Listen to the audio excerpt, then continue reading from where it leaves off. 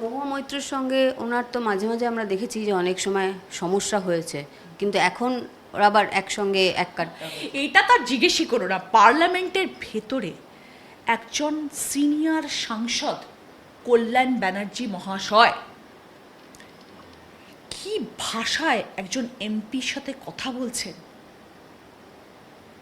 তিনি হচ্ছেন মহুয়া মৈত্র, তিনিও একজন রেসপেক্টেবল সাংসদ।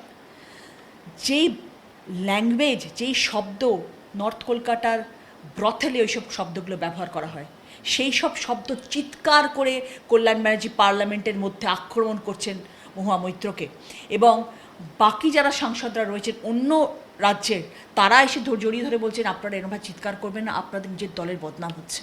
ভাবতে পারো এই রকমভাবে অপমান একটা নারীকে, একটা মহিলাকে। সব সময় ওনার মুখের ভাষা এত খারাপ, এত খারাপ, প্রত্যেকটা মানুষের জন্যে, মহিলার জন্যে কোনো রকম সম্মান জানিয়ে কোনো কথা বলতে উনি জানেনই না।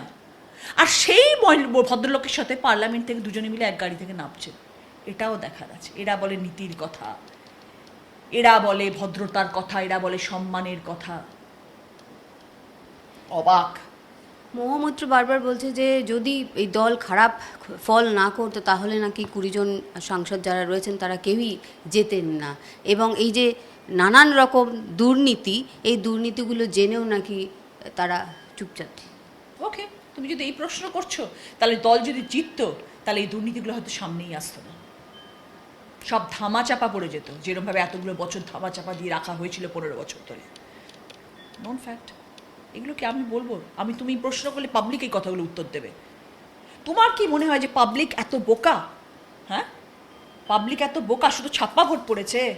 না, মানুষ ভোট দেয়নি। আমি বলছি না কারচুপি হয়তো ছিল না ইভিএম মেশিনে, আমি বলছি না এদিক ওদিক কিছু হয়নি, যে হয়তো হয়েছে, সবটা হয়েছে, সবটা হয়েছে। এটা তো হতে পারে না। মানুষ মুখ ফিরিয়ে নিয়েছে চুচুড়ার মতন জায়গায়।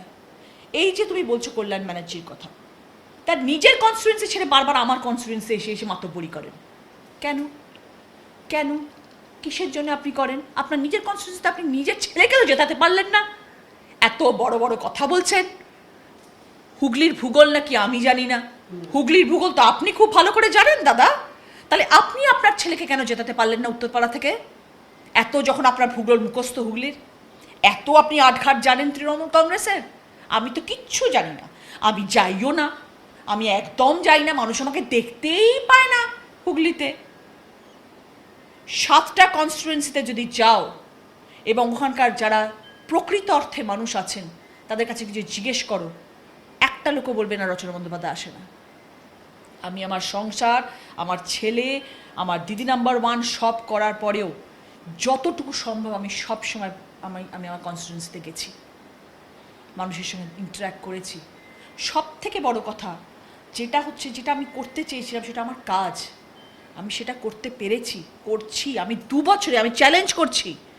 কল্যাণ ব্যানার্জি বলেছেন কি কাজ করে দেখিয়েছে রচনা বন্দ্যোপাধ্যায়, আমি 2 বছরে যা কাজ করেছি, উনি যখন সাংসদ হয়েছিলেন উনি 2 বছরে কি কাজ করেছেন উনি বার করে এনে দেখাক আমাকে।